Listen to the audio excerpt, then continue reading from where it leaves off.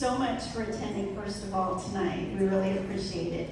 We are recording this meeting tonight, and so we will share that with the community when that's ready. And so those that were in attendance, or if you want to go back and review, you'll be able to do that. Can I please? Yes. Oh, okay, he's waving his hand. Could I please ask everyone to silence their phones? Take a moment to do that if you would, please.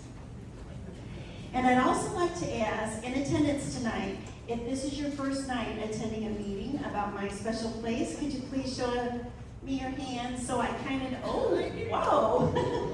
Okay. It just kind of helps me know what kind of detail or background that you've gotten and you haven't. So, wow, thank you very much. This is the most that we've had in attendance for first time, so I'll keep that in mind. Could I also ask for a show of hands of those that have attended an open house at the buildings? Great! That is awesome. So you kind of have a whole vision of what it looks like. Okay. So first of all, my name is Christy Sullivan. I'm the president of My Special Place. Before I introduce our board, I would like to recognize the founding board members. And actually we have the founding president here. It is Kirk Miller. Kirk, can you stand up? I'm not, there you are. Kirk Miller.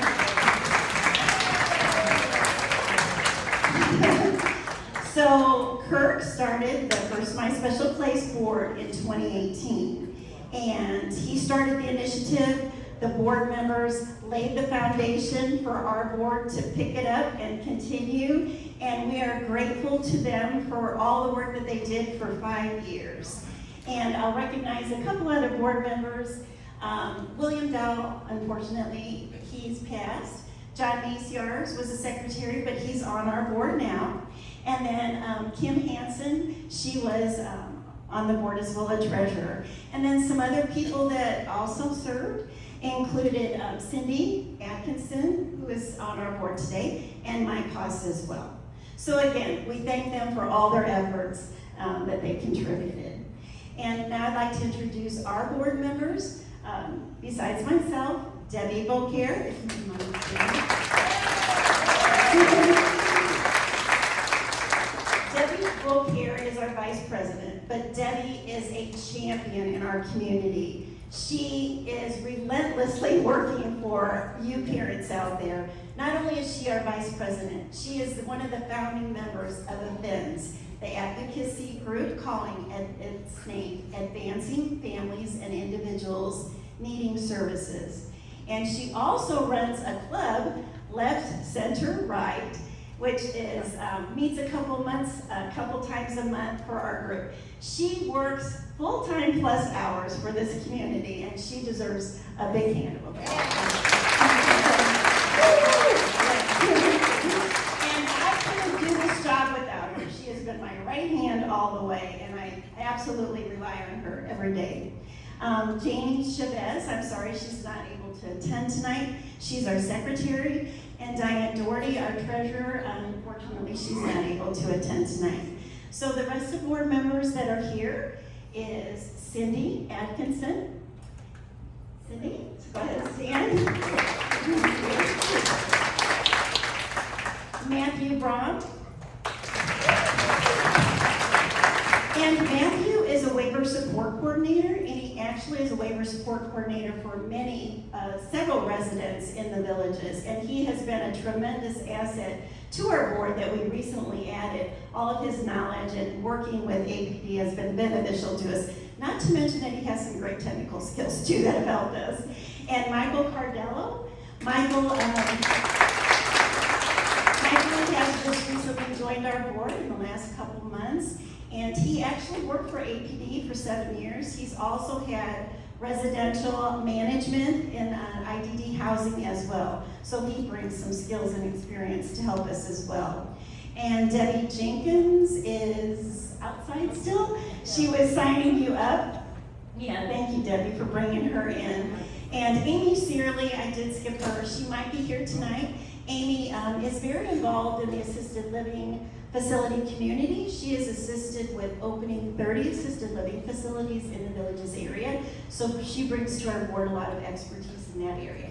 And here is Debbie Jenkins.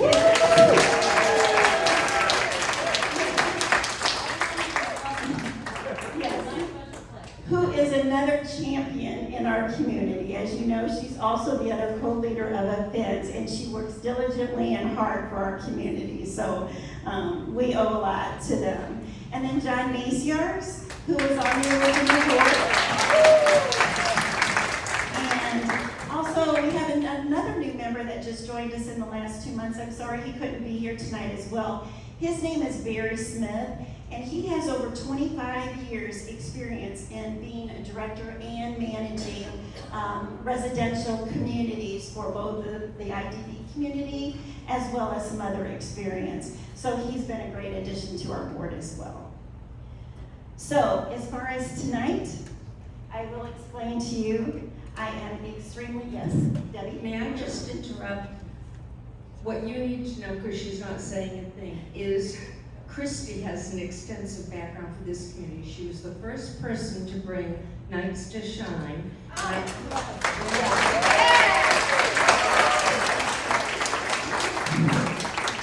And my first experience for my son was under Christy's leadership. I call it the Oscars. I don't call it Nights to Shine. The other thing is she was had big leadership role in the first Best Buddies to come in and charge of matching mentor to Peer buddies. Client. Peer buddies. Peer buddies, yeah. Thank you. And as well as starting this, I want you to know this woman, if she puts in 50 hours, that's a slow week. And it's been straight since April. This place would have never got off the ground without this woman. We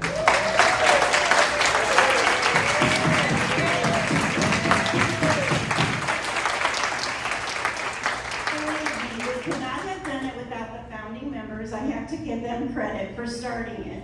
But also, I do have to give credit to our board. Everyone contributes. And we really appreciate it. And I will tell you, as a board, we meet weekly. We've been doing this since last April. That's unheard of for a volunteer board. So we've been working hard, and to accomplish what we have in 10 months is really amazing. And I am so excited tonight to share with you the developments of what has happened just in the last 2 months. And I'll be sharing our partnership with Sunrise, who's represented. DI, yes. Mm-hmm. What else can we answer about that? The costs are important for you to understand because we want to make sure that the person that's in your family is getting the support they need from the state. That's important. They're entitled to that. You need to really make sure with Matthew, with other support coordinators and through the APD offices that you are really getting the support and the services you need for your family member.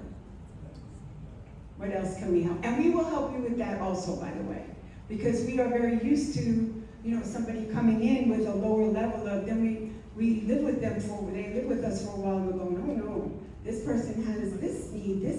So we will work with the support coordinator. Well, these people aren't going to have support coordinators because it's APA.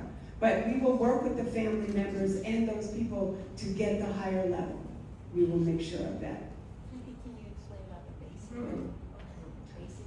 I was trying not to. Oh, I meant your last one. Perfect. So what we did, when we looked at the levels, the basic level, which is not on here anymore because we realized that we really cannot afford to support people who are on a basic level. The number of the money that we get to support somebody that has only, 2 hours a week or something very little. Correct, 2 hours a day, I keep saying a week. Anyway, that's not going to work in this model. However, Sunrise has a lot of experience with people who only have basic needs, and they usually are in supported living. They usually are in personal support homes, where sometimes 3 people live together and we have either drop-in staff or staff around the clock to help them, and that's real important for you to know. If you have only basic level needs, you probably don't need these services. You really don't, and it's kind of almost a disservice because you want least restricted services for your family member. always you want the least that they need, because you want them to be independent. They can't grow unless you provide, the support, only the support they need, not over support, because that doesn't help them. Okay? Does that help? Okay, so the room and board. Depending on the room and the unit, we are going to be charging $800 to $1,100. And it's going to be based on the room size.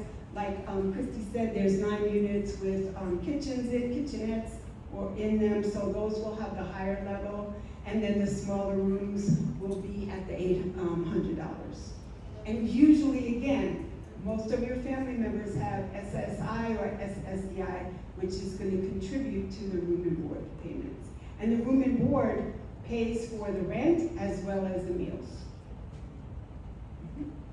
How about services, Kathy, like television and? Usually, if a person wants a television or a cable rather in their room, then they would pay for that out of their own personal accounts, yes.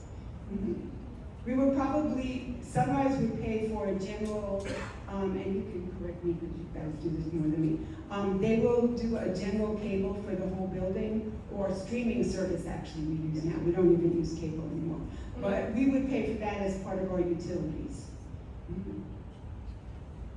Right? That's correct. Okay, anything else on these? Doesn't pay for them. Right, APD does not, SSI, Social Security does pay for that. That is what their job is. It's important to make sure that any of your family members are receiving that, because that too is a right of everybody who has a disability. Yes, ma'am? Does that mean that Sunrise can be rep payee? They can, yes, and we are rep payee for the majority of the people that we support. Any other questions about this? Okay. One of the other things I just wanted to mention, when we said the range of services for Sunrise, there may be people that have family members who have intensive behavioral needs. And that is one of our specialties and has been since 1980. That we definitely have great training and a great reputation with our behavior focus homes, as well as intensive behavior. And more that is a need in the state of Florida as well as the whole country. One of the things that has, we've been very fortunate is that we have a special approval through the state of Florida to open a specialized intensive behavior facility. It's actually 3 beautiful big homes upstate Florida in Greenville above Tallahassee, which have 8 bedrooms each, brand spanking new, unbelievable how it looks, 8 bedrooms and 8 singular bathrooms, so that nobody has to share a bathroom, because sometimes that's where problems lie. So we are looking forward to, if you know any of your neighbors, or you know somebody struggling with a family member who has intensive behavioral needs, please reach out to us. We would want to help them. Those placements are hard to find, and we know that that can be very straining on the family and the family member. So we just want to make sure you know that too. Okay. I made another chart too that outlined what the total cost would be if you include the standard $800 for a studio, plus the level of care costs. So for a minimal level, we're looking at $3,719 a month. And then for the moderate level, $5,407, and extensive, $7,332. So I want to explain, these rates are established by APD. These are not determined by Sunrise. So those are statewide. However, for those that are private paying, it will be the exact same rates that will be private paid. Is there any questions about that? No. I also wanted to mention that in the rooms, the individual would bring their own personal furnishings. And we did have a question come up. Could could my child have a microwave or maybe a little hotel refrigerator in their room? And that is feasible. And we've even talked about, you know, in the hotels where you see the cabinet that has the microwave and then the refrigerator in the bottom, providing something like that that could be purchased, the cabinet, so they're consistent, but that the resident could provide their own microwave and refrigerator, so that would be a convenience to them as well. You bring your own furniture? Yes, bring your own furniture, yes, and decorate your room how you'd like. Debbie, there's one question over there. Just a minute, we'll get you a microphone so everybody can hear. Well, this isn't about room and board, but I was wondering, can you take your child out, like for the weekend, if you want? Always. Okay, yes. There's a couple other questions or points to it. During the week? Yes. Yes, absolutely. Sunrise has an open door policy. Everybody who lives with us is allowed visitors, of course within reason of their roommates, but we always have an open door policy for family members, absolutely. And you are allowed to visit anytime. Oh, going home, yes. Well, here's the thing about that. Yes, you can go home, but again, within reason, because pretty soon, if you go home too much, just saying, then people go, well, then why are you with us and you're taking up a room that somebody else maybe could use? But yes, we encourage family interaction. We encourage people going on vacations with their families. We like to take our own people, our residents on vacation. So yes, all of that. But we definitely have 24 hours, yes. Debbie, they should have it. I think she has, are you done? 21 days. I don't know. We will check the regs on that because assisted living may or may not be the same. Yeah. Yes. Question back on the basic level. So you said that doesn't fit the model. So does a candidate who has basic levels, are they not included? I think that we were discussing that at length, that a basic level could come in and pay the minimal level of private pay, if it's private pay. And if they are basic level through APD, then we need to go back and work with the family to see if we can get them to minimal level. So if they need less than 4 hours a day, they wouldn't fit here?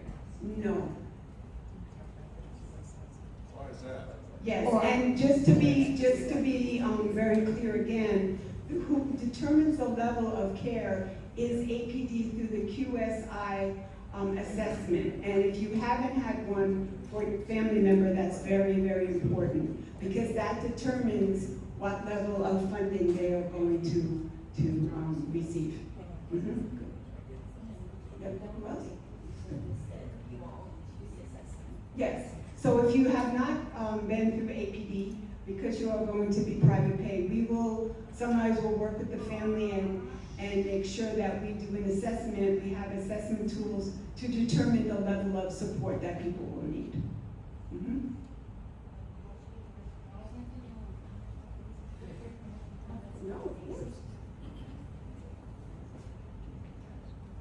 So to clarify the whole basic level, generally, almost everyone that is going to be receiving APD services that are going to be interested in living in this particular facility are going to meet what's considered the minimal level.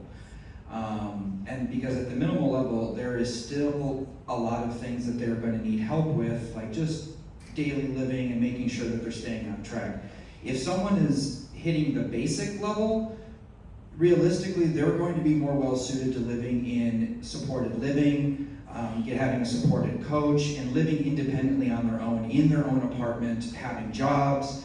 The clients that I work with that would meet the basic level, they would not want to live here. They want to live in their own apartment, doing their own jobs, doing their own things. Every client of mine that would meet the minimal level, even ones who don't need a lot throughout the day, they would be the ones that would be interested in living here because they're not going to be living in their own apartment out in the middle of Orlando or Leesburg or something like that. So if you're worried about whether or not your son or daughter is going to reach, basic level or minimal level, I can generally rest assured that they're going to meet at least the minimal level of need if they're going to be interested in living in a facility like this.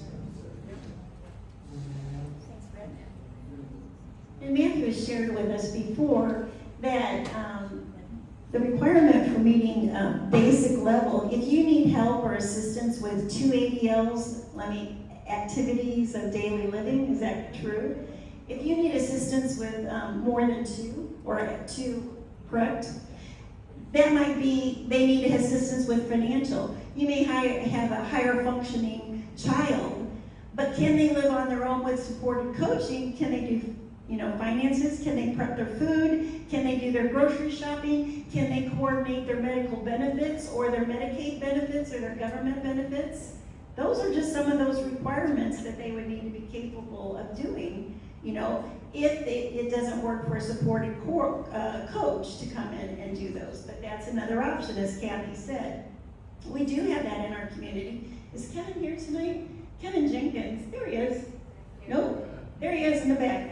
Kevin Jenkins lives in a home, independently. However, he has lots of hours of support, through service providers that come in throughout the day and take care of what his needs are. That's an example of that supported living. Okay?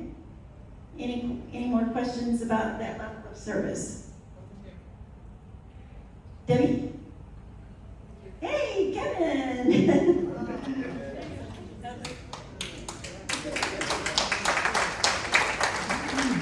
Okay, what about with you guys, Bit closer. Just closer to your mouth. How about I hold it? Okay, exactly. what I was trying to say, it is very easy to do, it's not that hard. As soon as you get the ball game going, you will understand that it will be easier for your child or your adult. Here's what I'm saying. It is not that hard to let them do what they need to do. Thank you, Kevin. One more question up here? Oh, do you have it? Oh, you got it. Okay, thanks. So, Scott? with the 2 facilities that you have, Yes. I would think that the one would be just minimum level entry and the other 2, moderate to extensive, would be the single floor? Yes, that was the thought, but the 2-story could be, probably the majority would be minimal, but might, creep into moderate possibly, but definitely the 2 moderate to extensive. And there's actually another extensive level too. We just didn't share that because, we don't know how many opportunities, and it's just a higher level, but there are additional levels too. Yes, there's a question in the back, Ian.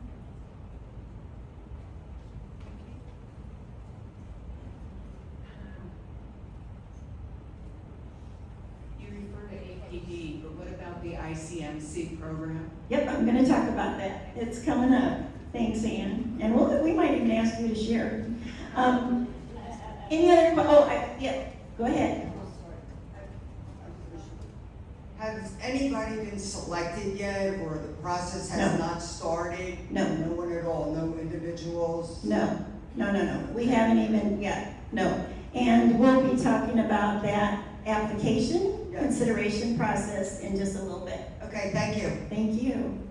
And I also wanted to say that, as someone questioned, can Sunrise be the rep payee? And yes, they can. And as she said, that's common in some situations, especially if you're trying to plan for the future. When you're no longer here, you want that already in place and them taken care of. If they get the SSI or SSDI check and they are the rep payee, they actually take out $160, which is personal allowance for the resident. And if they have any extra money left from their SSI or SSDI, that money is put into a separate account for them. Sunrise monitors that to make sure they don't go over the $2,000, limit that they can have as an asset, to qualify for their benefits, their government benefits. Okay. Any other questions about that? Okay, then we're going to talk about, next up, residency application process, and I'm going to let Kathy talk about that. I'm sorry? I'm not that familiar with all the Florida regulations yet, but are there other funding sources that are been looked at that can or cannot supplement the cost of this, like adult foster care or those programs? What was the other program you mentioned? No, adult foster care. Adult foster care. Adult foster care is a different service. Actually, we have some adult foster care homes. So it is, but it does not fit under, it will not fund the assisted living model. Mhm. I want to mention one more thing before we get off of room and board. I didn't mention about Jim Whitaker is the fact that he was the pioneer of starting one of the first intentional communities. It's called the Arc of Jacksonville Village up in Jacksonville. We visited that site. It's absolutely beautiful. It reminds you of the villages, consistent, beautifully manicured, fantastic facility. They have recreation facilities, pools, so forth.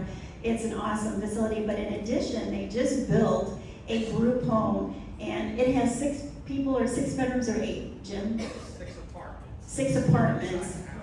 I'm telling you, it's phenomenal. I mean, my impression of group homes is nothing like what I saw up there. And he did that 10 years ago, and again, he specializes and works with lots of projects, not only in Florida, but in other states. And it's an awesome facility. But they spent over $1 million on that building, and it shows. It's amazing. Yeah. So now we're going to talk about the residents. Okay. So what we will be doing, we will be sending out a, what I was thinking about this actually, Christy and Debbie. Well, we'll send out a sample application, okay? That will be just to get into Sunrise Services. So everybody gets a chance to look at it, and then you know what to bring and so on. But what we will do is we will send out, a blast to everybody when we will begin the application process itself. And we will open it up, and as you do the applications, they will be time-stamped, because we may have 100 people and we only have a certain amount of apartments. So we want to make sure everybody gets a fair shake at the application. We want to make sure that we reach everybody, because what if you're on vacation? What if you didn't see the email? What if you didn't? So we will give it substantial time so that we know that everybody who needed that information has it. But the important part is it will be time-stamped. From that point, we will review the applications and in the order that they came, and we will start doing interviews. The personal interviews for us is the most important, because things on paper don't match necessarily what people's real abilities are.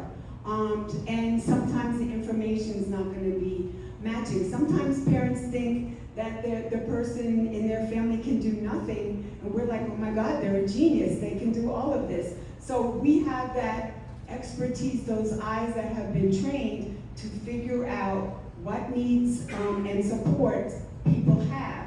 So that's where we will start doing the application, the assessments, and then determine where can they, first of all, come to either of the buildings, and then talking with the family members, and mostly the person supported, what unit they want to live in. And according to the timestamp, we will show them the rooms that are available and let people do their choices. Did I have that?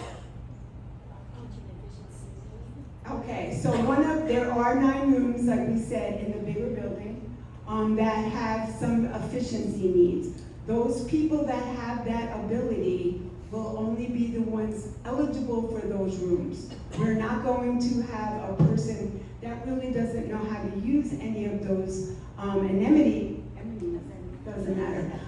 Any of the stove, no, the microwave. We don't want to, I don't want to say waste it, but we want the people who could really benefit from that and who have those skills, have those first dibs on those rooms. Now, what we would always hope is that everybody at some point in their life will have those skills, and then we can start looking at that. But that's our thoughts, yes. Perfect. Hi, my name's Claudia, and I'm here with my sister Teresa. Hi. We were curious, are there actual rooms, you said if we wanted to go and visit before we make an application? Yes. Yes. All right. Mm-hmm. Yes. Timing? Timing of that? When all this was. Well, we have to finish the transaction, so we hope in the next 30 days, if not sooner, the transaction between us buying the building. Once that occurs, then we can start talking more, and we will get the applications out and so on. Mhm. Yes, ma'am? If they're not chosen for the first 43 rooms or 44 rooms, is there a wait list? We will do a wait list, yes. Mhm. Absolutely. Everybody hear that? Debbie? Mhm. Yes, I've got somebody first. Okay, so say we're interested in the semi-efficiency, Mhm. but there's a very limited number. There's a And we number. put our name in for that, we don't get it. Would we go at the bottom of the list for just the? No, I wouldn't, no. You'll still keep your slot, whatever that slot is. So Yes. we didn't get the. Right, and then we'll give you the other choices, and then hopefully sometime, you would get that opportunity. That's an excellent question, actually. How much staff will be available on site in the off hours? There's no off hours, we're 24 hours, Okay, so there's somebody, always, okay. yes. Mhm.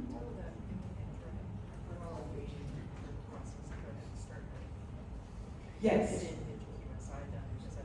I'd like to go back. Yes, to just- if you have not gone to APD, if you do not have the QSIs, please do that, because that is part of the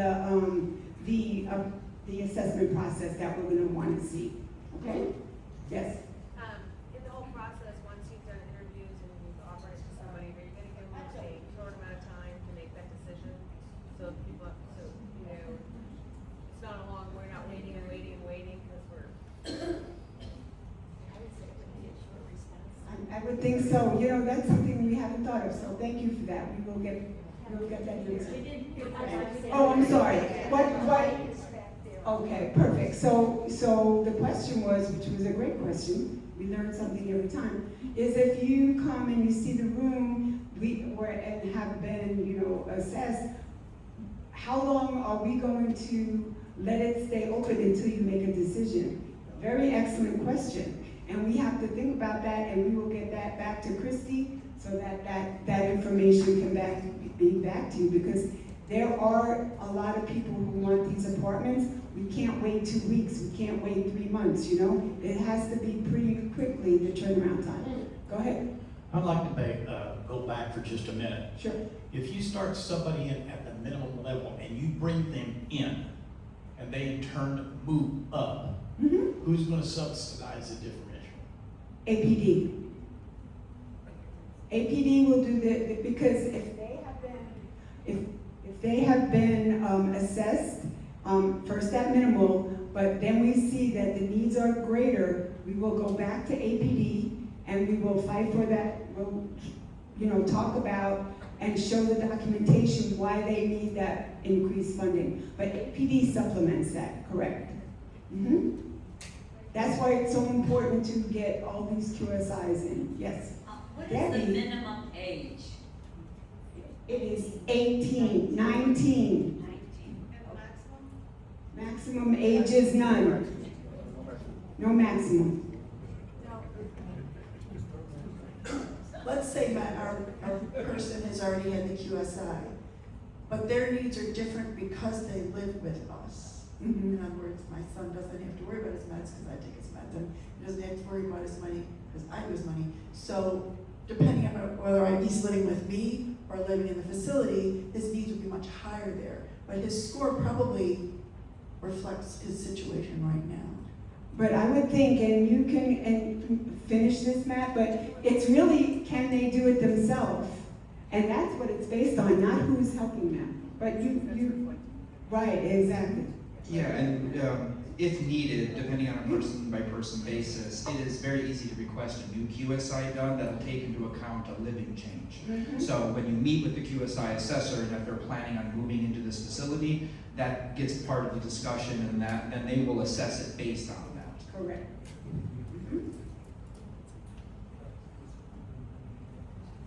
Yes, ma'am. If the age is 18, they still attend high school. 19, but they still do. And they still attend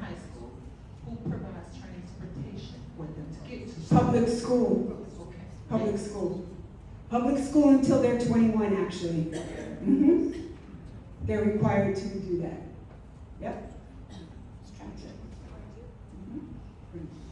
Thank you. 22, thank you. Takes a village. More villages, yes.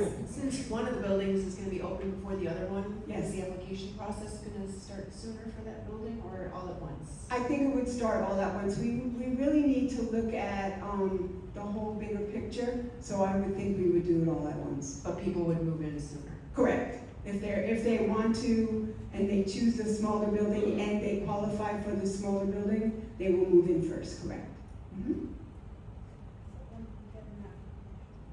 We are going to get those to you all as a sample. But once we have to finalize the deal, and then we will send out the applications. But we're gonna send out notices before the applications, so we level the playing field as far as everybody knowing that they are available. Okay, that's very important to us, that you all have a fair chance. Yes, ma'am? Just on that point, if you are, oh my gosh, now I lost my train of thought. Here you go.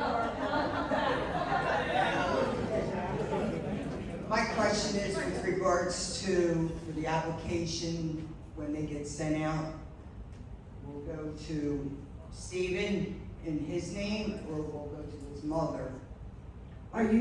Is the mother the guardian? Yes, she is. Then it will go to the guardian. Okay. It will go to only the individuals who are their own guardians or don't have a guardian. It will go directly to them, but everybody else, it will go to their guardian. Now, along the lines with the guardian, in order to be part of this program, regardless which building they're in, is it beneficial to every parent here to actually make sure that they have guardianship, or? No, not necessarily. Sorry. How do we make sure that we're on the list to get the email blasts about when the applications are coming out? Right. I knew there was a good question there somewhere.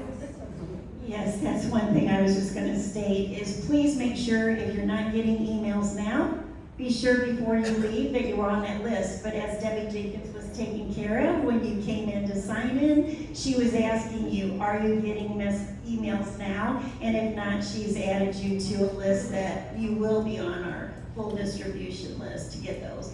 And we're going to try to ensure, we've got Facebook, we've got direct email to you.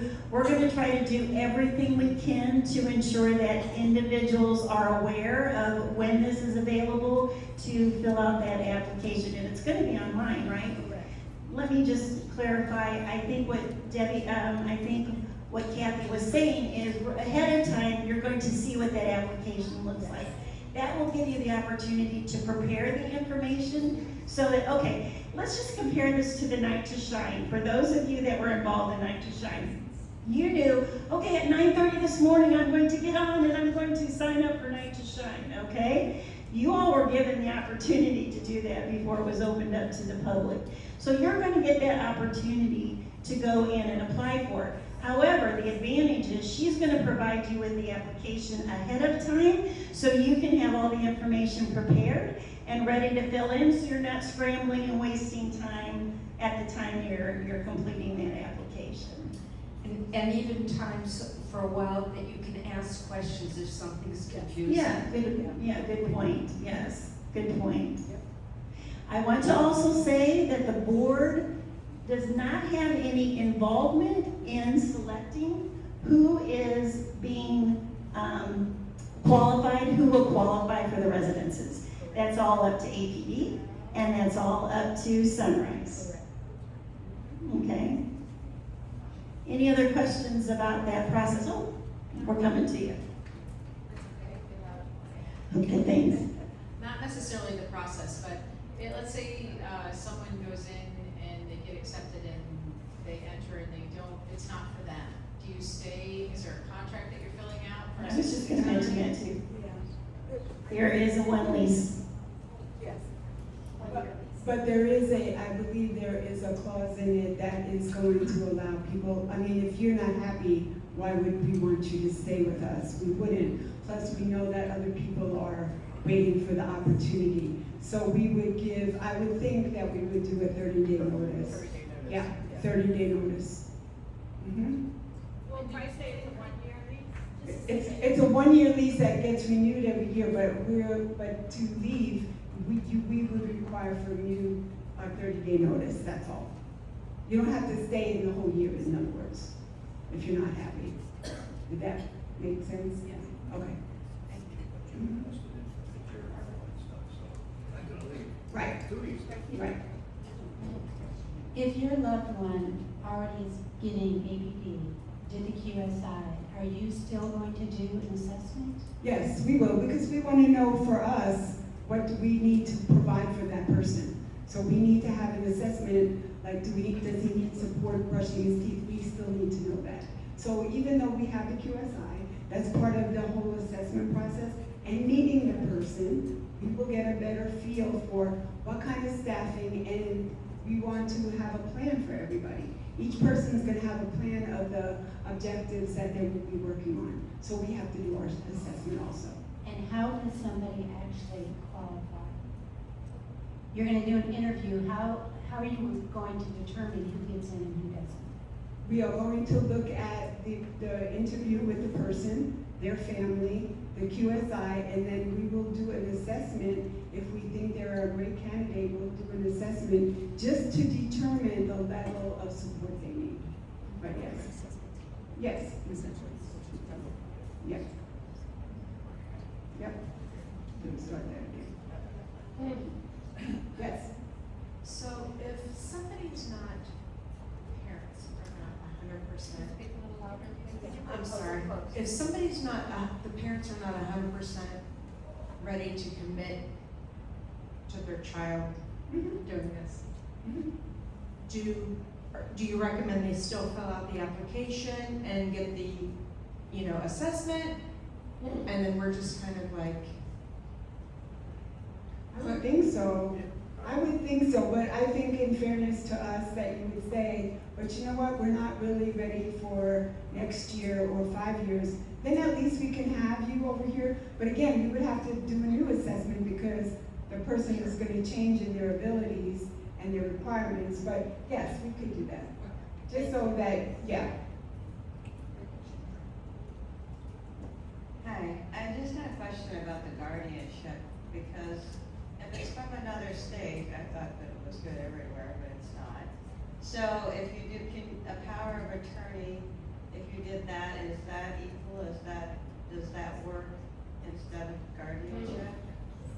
That's a bigger question for any of us to answer for you, but the power of attorney, you don't need to, I guess why are you asking about that? Because if your family member is independent, you don't need to take any rights from them.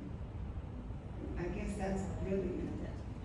Well, I mean, if you only do guardianship usually, is if you feel that that person needs support in a certain area, being maybe financially or, so it depends on the level of guardianship, and the power of attorney isn't going to give you, am I right about this? It's not going to give you more or less. maybe to do a medical survey. Medical survey, yeah, but, So- I mean, is that what you would think, Matt? Yeah. There are levels of guardianship Yes. too, so sometimes you can get it for, this person will never make the right decision about, if they're at a hospital and need services or something. With the state of Florida, there's a variety of different levels of guardianship. You have your full plenary guardianship, which is the most in-depth process, which is very in-depth. It's usually very expensive to get put into place too. Guardian advocacy is the more common one that we see. It's a little bit easier to do. It's a shorter process. It's a little bit less expensive. Past that point, things like being a legal rep or having a power of attorney is definitely helpful in being able to get the process worked through.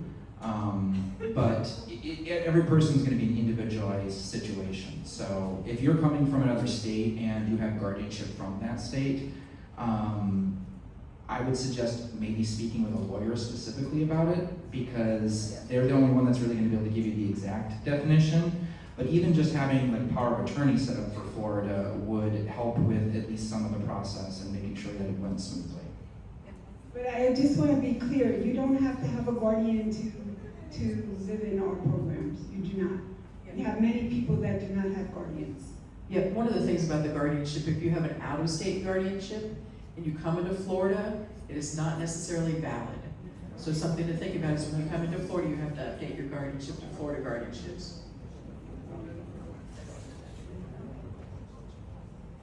Will you have annual like COLA increases, price of living increases based on what APD does or? If APD raises the rates, yes, we would have to do that. But other than that, we would not, Sunrise would not do that on its own. Only if the rates from APD would increase, we would do that. And that means APD would cover it. Right. Correct. You would hope, yes.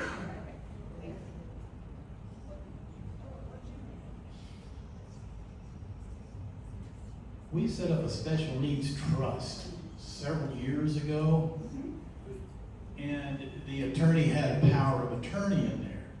But we went down and we went ahead and got guardianship. He said, you do not need guardianship if you have power of attorney. That power of attorney rules. Cut and dry, so that's what they told us. Yeah, I think, again, you would want to talk, like everybody said, to an attorney about your individual family member because of assets, because of special need trust, because of all the things that may be going on financially, insurance pay, you want to make sure that that is covered, but a lawyer needs to help you. Yes, yes. I have a question about staffing, because I know that's a concern. Sure, of course, of course. I have an amazing caregiver that would love to work at your facility. Yay. What's your process for that, or will there be information available? Oh, yeah, of course, no, we will be, we have a website that people can apply, and then we get the applications, and we interview people. No, we please, and if they know people. Go to your website, and she can apply now and just say, I'm interested in the facility. Yeah, well, yes, they're gonna go, there's no, yeah. There's no one, no. Right, place not yet, but, Okay, but make sure you'll let that us will know. be coming You'll let us soon. know, yeah. No, and please, and make sure of that anybody Huge else network. she knows. Yeah, No, yeah. please, that's important. We Matthew. love good staff, we love good staff. Matthew, I'm gonna steal your line. Do you pay more than Walmart? I mean, seriously, I don't want someone caring for my son who makes $17 an hour. They're worth so much more than that. So are you constrained by your payments? Yeah. Your hourly rates? Yeah, we'll have to get back with you, we'll give Christy that information.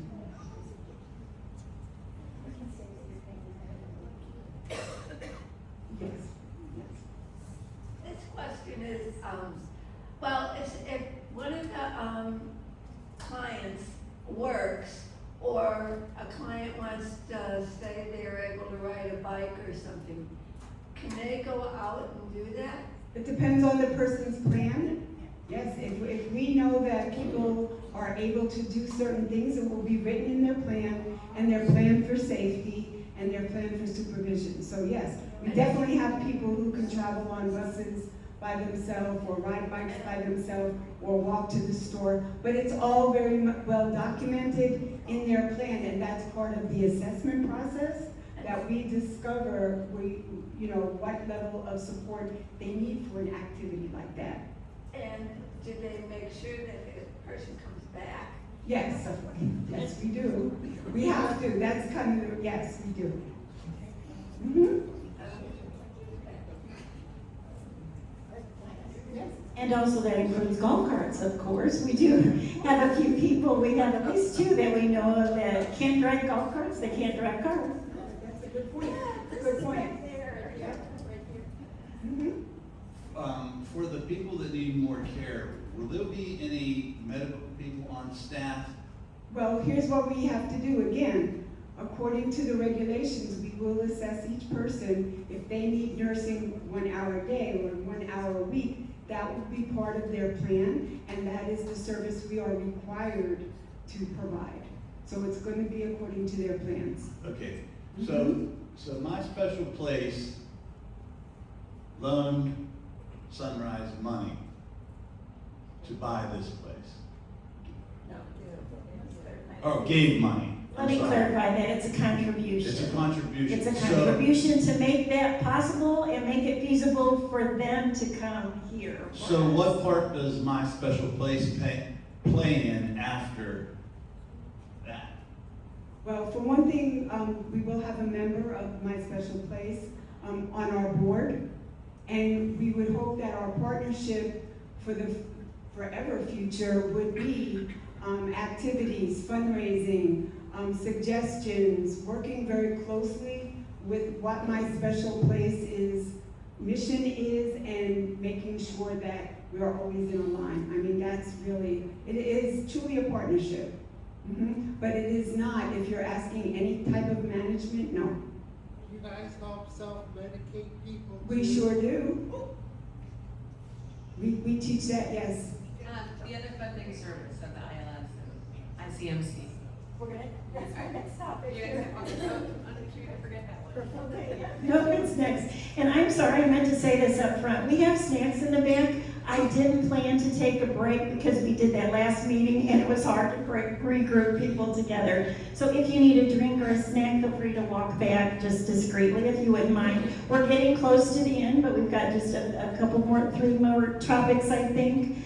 ICMC, that's the next one. And let me just flip to that. So ICMC is the Intellectual and Developmental Disabilities Comprehensive Managed Care. Can I just see a raised hand if your child or your family member is receiving that? Okay. Okay, that's good. And anybody that's considering that, I would suggest that you maybe refer to them. I'm sure it's really fairly new for them, but the advantage is, and we talked about this at our other meeting, but for those that are brand new here tonight, and if you're not aware of that, as many of we have preached for the last several meetings, there's over 20,000 people on the wait list for APD services. And there's an average, I've heard, of 13 years or 8 years to stay on that waiting list. ICMC is a managed care program that actually is in place of iBudget. It's an opportunity to get services much more quicker or almost immediately just through the processing of that. And actually, Kathy has informed us that they pay a higher rate to the service provider than APD does. That's a huge advantage to a service provider. But as we've encouraged you before, if you're on the wait list, pursue that opportunity. You can just Google it. We have information. I think I might have provided that at one point about the email, and we'll try to provide that again. But check into it because it is a way to jump on and start getting services. And if you're getting services, then that means they could qualify for their care to be paid for at the residences. Go ahead, Debbie. And if you haven't heard, if you go on it and stay on it for a full year, when that year is over, if you're not satisfied with that, you're automatically put on the iBudget waiver. You're not on the wait list. Your services go straight to the more standard way of funding APD services. Anybody have any questions about ICMC? All I can say is I encourage you to check into it. As you know, Debbie Jenkins and Debbie Beaucaire with the Offense Group are great advocates to talk to, about, applying for the APD services if you're on the wait list, how you can work that to try to get moved up or get services. I will tell you, just in the last several months, we've had several people. Colleen is a perfect example here. How many years were you on the wait list for Brian? That's what I thought. 13 years they were on the wait list for APD services. They just are in the process of getting those now. And really excited for them to get that. But if you're not in a position to private pay, this is what you need to make a priority. Work on getting those services. Any questions? Yes. My nephew is on an APD waiver. Yes. Is that different from QSI, or is that? Okay, APD waiver is what we're talking about when we say funding from APD. The QSI is just an assessment that helps them determine how much funding they need for the care that they need and the services that they need. And by the way, isn't a QSI done every 3 years? Yes. So if your QSI, if you know that your child or your family member's QSI hasn't been done for almost 3 years, contact your waiver support coordinator and suggest that they get that done sooner than later. Speed up that process and get an up-to-date one. That's an opportunity. Any other questions about that? And we wanted to talk about a day program. So initially, when Sunrise comes in, they're going to do day program type activities in the 2 buildings on site. However, it's their objective, once the buildings are up and running, fully occupied, everything's going smoothly, they're looking at positioning themselves to acquire or lease a building that would be a separate, they call them ADT, Adult Day Training or Day Program as we refer to them. And that would mean that would open up opportunities for other individuals in the community to come in for those programs. Currently, when we have the day activities at the MSP residences, those will only be allowed for the residents that live there, okay? But once this day program facility is up and running, that means there will be the opportunity for other people in the area, not only the villages, but to utilize that. I don't know if you're familiar, but day programs for the villages, the closest one that I'm aware of, I did check out one in Leesburg. I'm not even sure it's still running, and I quite honestly wouldn't have considered it for my sister. But there's one in Ocala, TLC. That's a good 45 to 50 minute drive for most people, and we've got parents that are driving up there. But the problem is they're so full, you can only get 2 days a week at that day program. And so it's very limited, okay? And then, okay, this is an important topic that I know you're all interested in. Villages Amenities Access. So we have worked very hard on this since last July, and we really just yesterday got our final definitive answer. We got some answers in January, quite frankly, but the residents living in here will not be issued villages ID cards as living in residential there.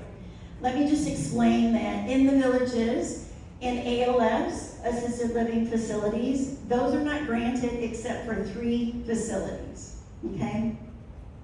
So we were hoping, we were trying to get that privilege. Unfortunately, it's not possible. We were told it's not going to happen. However, we explored other options, and there is another option, and it's called an in-area guest pass. How many of you are familiar with that? Not too many, which I expected. However, what this is it's a guest pass that's good for 1 year. And so let me just explain, if I as a villager, let's say I have a daughter that lives in Wildwood that's in our 3 counties. The family member has to live in the 3 counties.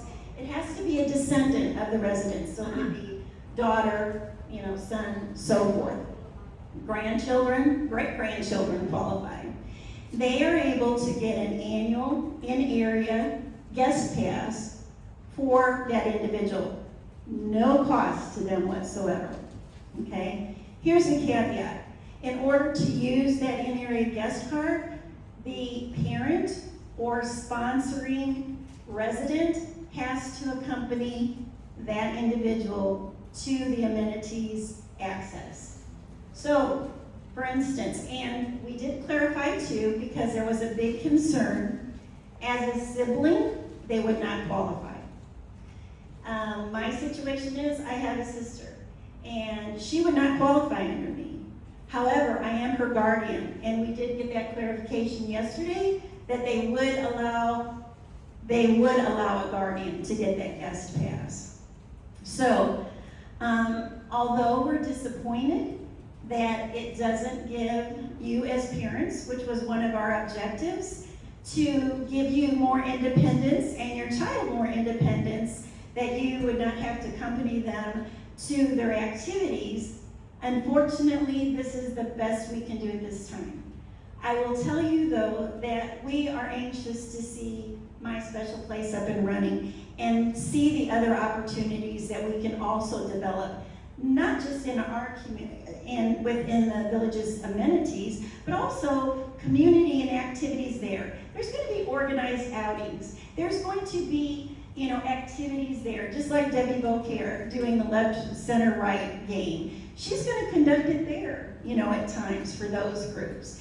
And we know Special Olympics is big too. So we are, just confirming that those guest passes can be used for that too as well.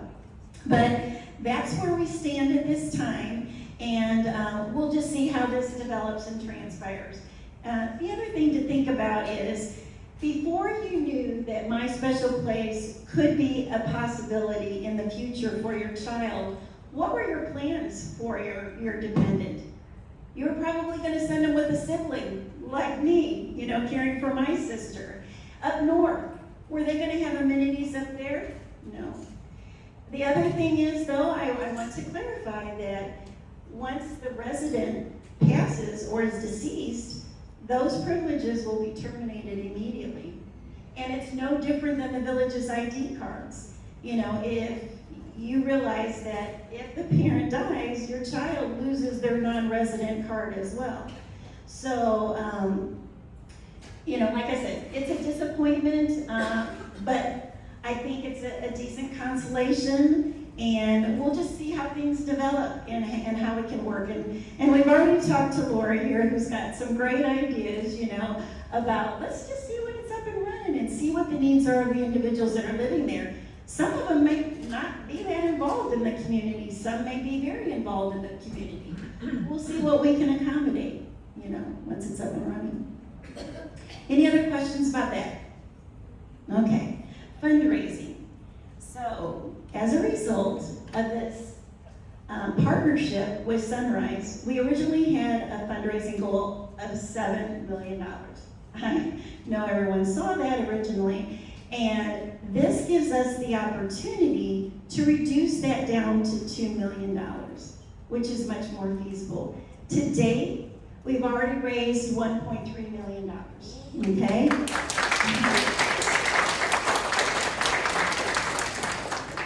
Tentatively, the closing on the property is scheduled for March 18th. As Kathy said, tentatively it's the 18th. It's going to be within a couple weeks of that if there is any extension on that. And we're trying to meet that deadline, or they're trying to meet that deadline. However, we obviously are going to, as I've stated, contribute $1 million. That is needed at closing. Guess what? We have that. So we have that $1 million commitment. What we need next is that $700,000 to help them with the renovations. We don't need those on the closing date. Renovations won't be done tomorrow, and they're going to take a few months. We will give them payouts for the renovations, or to contribute to the renovations, in 3 payouts as that renovation progresses. So, can I tell you the date of when we need that $700,000? I would say the sooner the better, so we don't have to sweat about it. But of course, before they finish the project, we're going to need that $700,000. And so this is where we need to. We actually did incorporate in an additional funding, and that's because we still have legal fees, we still have CBA fees, we have consulting fees, we have administrative fees. We want to bump up our goal to, as I said, $2 million. However, with those additional funds, if we do reach that goal, what we're looking at is maybe some enhancements to the facility that could provide some on-site recreational, like a bocce court, or like some iPads and things for the day program, or some other, enhancements to the facility. We're also looking at establishing a benevolent fund. A benevolent fund would be established, and this is not uncommon in residences, nonprofit residences, that there is a fund in case an individual has a financial situation that's somewhere down the road and they're unable to meet some of those obligations. So if a family is helping to supplement the resident that's there now, and that family member passes, and they no longer have that extra financing to supplement them, then this is where a supplemental benevolent fund would come in. I will tell you, we've actually even met some situations with other service providers who have done that. And I know Jim has even said they have not only benevolent funds, but they have endowments and things like that. And sometimes people even leave their estates, you know, to big foundations like that. So, is there any questions about our fundraising goal? So this is where we need you. Okay, so we came up with it. One of our board members got this slogan: "Give where you live."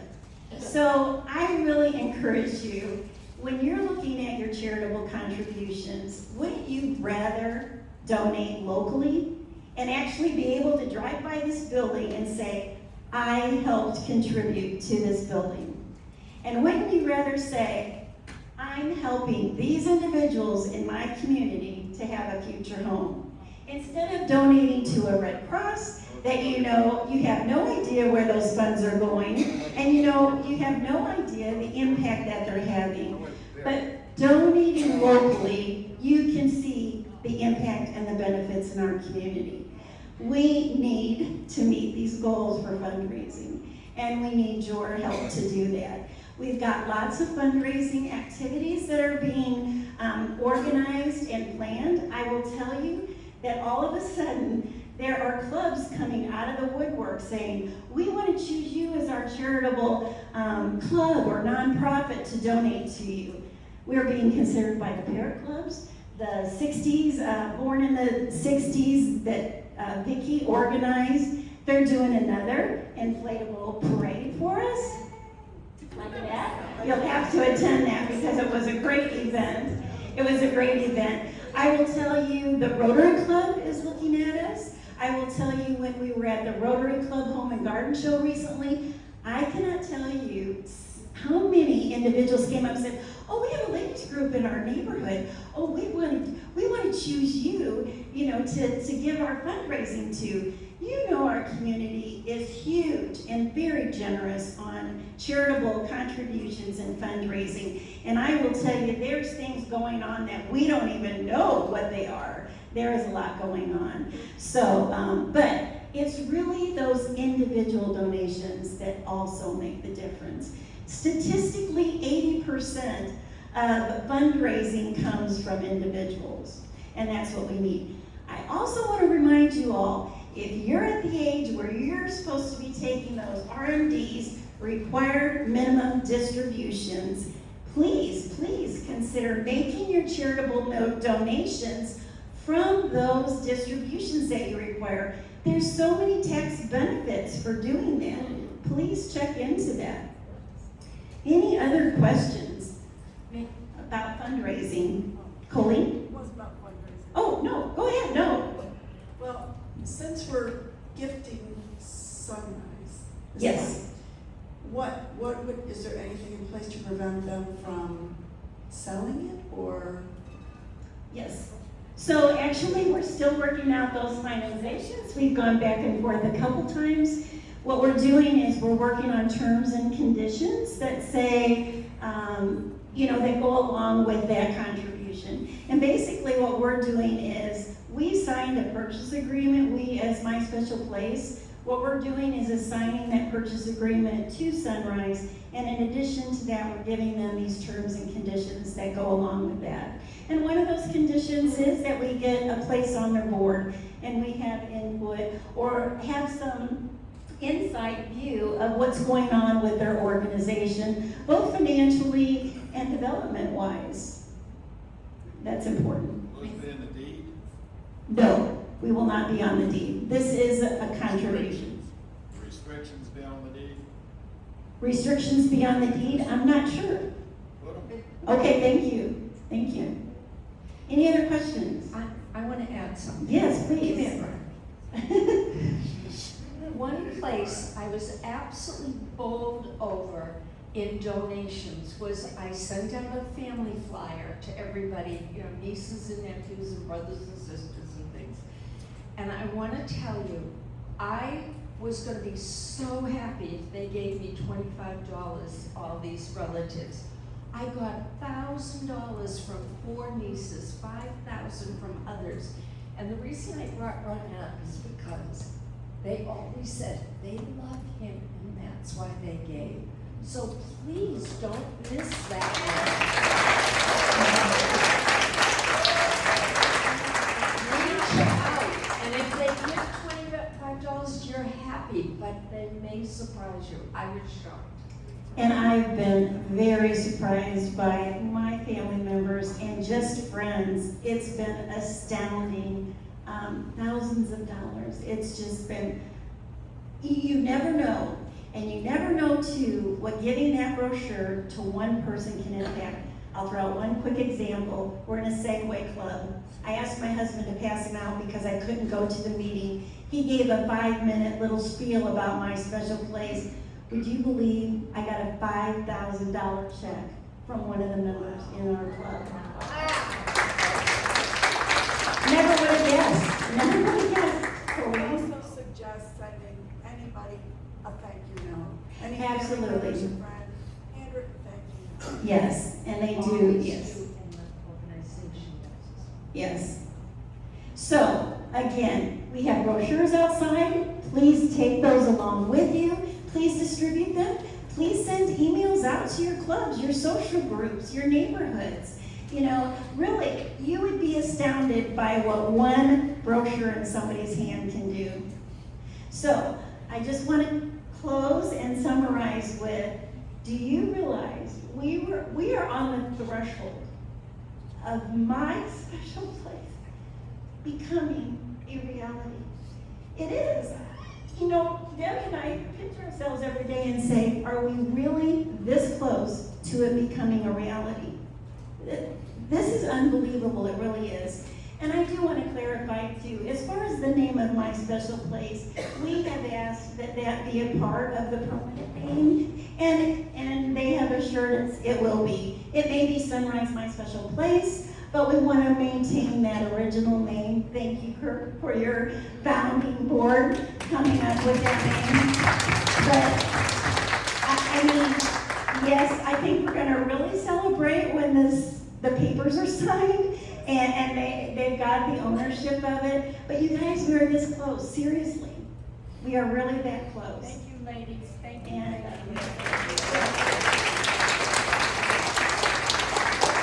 again, so much for your time. I know it was a long meeting. I'm sorry we didn't have a break, but we have lots of treats in the back. Please take advantage of them because several board members brought them and I don't want to have them left. Thanks again. Oh, yeah, let John.